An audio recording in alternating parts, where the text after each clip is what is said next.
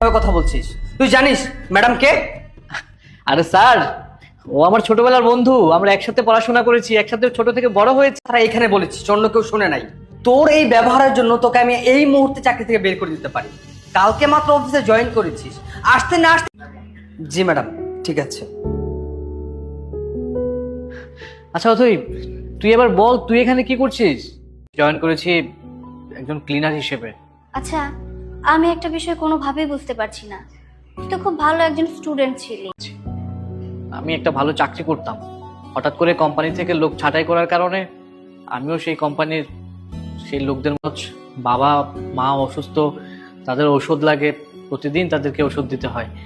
তাছাড়া সংসারের এত খরচ কিভাবে চালাবো? বুঝতে পেরেছি, আসলে সবকিছু পরিস্থিতির শিকার। তবে একটা জিনিস ভেবে খুবই অবাক হচ্ছি, তোর মতো একটা যোগ্য ছেলে। আচ্ছা ঠিক আছে, তুই তাহলে যা, আমি কাজ করি। হ্যাঁ ঠিক আছে। আর শোন, আমি তো কিছু বুঝতে পারছি না। ও বুঝতে পারিসনি তাই না? তুই ম্যাডামের সাথে তুই তোকারি ব্যবহার করছিস। তুই জানিস ম্যাডাম কে? আরে স্যার, আমি কি সব দাদা বলছিস? তুই তোর নিজের যোগ্যতা দেখ আর ম্যাডামকে দেখ। ম্যাডাম হচ্ছে এই কোম্পানির মালিক, আর তুই হচ্ছিস এই কোম্পানির একটা সামান্য ক্লিনার। উনি এইচআর না, উনি হচ্ছে আমাদের বস। ভাগ্যিস তখন ম্যাডাম আমাকে কেবিনে পাঠিয়ে দিল। ম্যাডামের কি হলো আমি কিছুই বুঝলাম না। ম্যাডাম না কবে কি না করবে সেটা আমার দেখা দরকার নাই। আমি কিন্তু তোকে অফিস থেকে বের করে দেবো, বুঝতে পেরেছিস? কথাটা যেন মাথায় থাকে। আমি তো কোনোভাবে মেনে নিতে পারছি না। না, ও আমার সাথে এটা একদম ঠিক কাজ করেনি। একটা প্রশ্ন করব? জি বলুন। আসলে ম্যাডাম, তখন ওই ক্লিনারটা আপনার সাথে তুই তোকারি করছিল, আপনি ওকে কিছুই বললেন না। আমার বন্ধু, ওর নাম রাকিব। ও আর আমি একসাথে অনেক পড়াশোনা করেছি সেই ছোটবেলা থেকে, আর ও স্কুলে টপার ছিল। যখন অনেকদিন পর ওর সাথে আমার দেখা হলো, তখন আমি জানতে পারলাম যে ও আসলে পরিস্থিতির শিকার। আর ও যদি আজকে জানতে জানেন, আমরা যে সকল বন্ধুরা আছি, এই যেমন ধরেন আমি যদি আজকে এই পজিশনে না থেকে নর্মাল কোনো চাকরি করতে বেশি ভালোবাসি, তাই ওর সাথে আমার বন্ধুত্বটা আছে এবং সারা জীবনই থাকবে। আমি বন্ধু হয়ে ওর পাশে থাকতে চাই, ওকে সাপোর্ট দিই। যার কারণে সবকিছু ভেবে আমি ওকে বলিনি যে আমি এই অফিসের বস। ম্যাডাম, আপনার মন মানসিকতার চিন্তা ভাবনা অনেক ভালো। আপনার সাথে কথা অথই, ও সরি ম্যাডাম। আচ্ছা ম্যাডাম, আপনি আমার সাথে মিথ্যা কথা কেন বললেন বলুন তো? তুই একদম ঠিক ধরেছিস, আমি এই কোম্পানির মালিক। আর তোর কাছে বিষয়টা কেন লুকিয়েছি জানিস? দেখ, আমি যতটুকু জানি তুই খুব ভালো একটা চাকরি করতিস। হয়তোবা পরিস্থিতির শিকারের কারণে আজকে তুই আমারই অফিসে ক্লিনারের কাজ করছিস। হলেও কষ্ট পেতিস, তুই ভাবতিস যে তোর ফ্রেন্ডের অফিসে তুই কিনা সামান্য ক্লিনারের চাকরি করছিস। এটা ভেবে হয়তোবা তুই কষ্ট পেতিস। জেনে গিয়েছিস, খবরদার বলে দিচ্ছি, তুই সবকিছু জানার পর এই অফিস থেকে যাওয়ার একদম চিন্তা ভাবনা করিস না। কি বলছিস অথই? তুই যদি আমাকে তোর এই কোম্পানির মালিকের পরিচয় দিস, আমি হয়তো তোর কাছে ভালো কোনো চাকরির জন্য রিকোয়েস্ট করব, এই জন্য তুই তোর পরিচয়টা লুকিয়েছিস। যাই হোক, তুই যেহেতু সবকিছু জেনে গেছিস, এখন আর আমার কোনো প্রবলেম নেই। By the way, welcome to my come. সত্যি তো আমি যা বলবো তুই তাই করবি? হ্যাঁ অবশ্যই। আচ্ছা ঠিক আছে, শোন, আজকে থেকে তোকে খুব বড় একটা দায়িত্ব। কিন্তু কোনো কিন্তু নয়, আমি যেটা বলেছি সেটাই।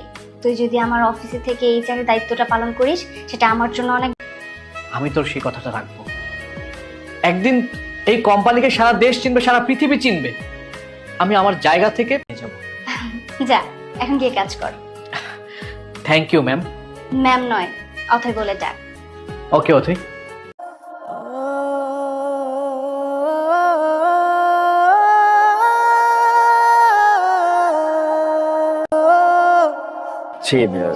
চলেন চলেন।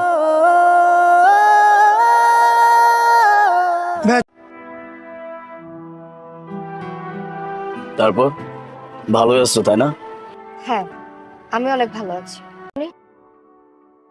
না, কেন? তোমার পরে আর কাউকে কখনো ভালোই লাগে নাই। তাহলে আমাদের কি হবে? আমাদের ভালোবাসার কি হবে? দেখো, আমি যেভাবে হোক বাবাকে রাজি করাবো। তুমি আমাকে এত ভালোবাসো? আমি তোমাকে অনেক ভালোবাসি, যে আমি তোমাকে ছাড়া থাকতে পারবো না।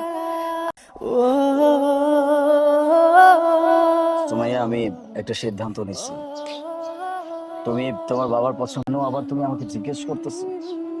তোমার বাবা আমার সাথে তোমাকে বিয়ে দিবে না, কারণ আমার কাছে নাই কোনো চাকরি, নাই কোনো ভালো কাজ। কিছুদিন সময় নাও, দেখবে সব ঠিক হয়ে যাবে। আর কত সময় নেই, 3 বছর পার করে ফেলছে। 3 বছর যাবত আমরা দুইজনের সাথে বাবার সামনে গিয়ে দাঁড়াইতে পারবো। আমি আমি আমি আর তোমাকে এভাবে দেখতে পারবো না। আলিফ, তুমি কি পাগল হয়ে গেছো? ছাড়া দেখতে পারবো না। কিন্তু কিছু করার নেই। তোমার বাবা তোমার জন্য যে ছেলেটা দেখছে অবশ্যই সেটা তোমার ভালোর জন্যই দেখছে, বা তোমার বাবা কেনই বা মেনে নেবে। যাই হোক, আমি আমি চাই আজকের পর থেকে তোমার সাথে আমার আর কোনো কন্ট্যাক্ট থাকবে না। দেখছো, আমি বললাম না লেট হয়ে গেছে। স্যার, গাড়িতে তেমন কোনো প্রবলেম ছিল না।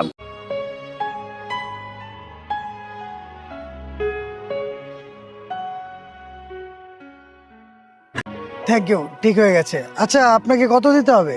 না না, টাকা পয়সা লাগবে না, তেমন কোনো প্রবলেম ছিল না। আমি এমন কোনো কাজ করি নাই, নিতাম। টাকা লাগবে না, যান। আচ্ছা ঠিক আছে, থ্যাংক ইউ। এই চলো। হ্যাঁ।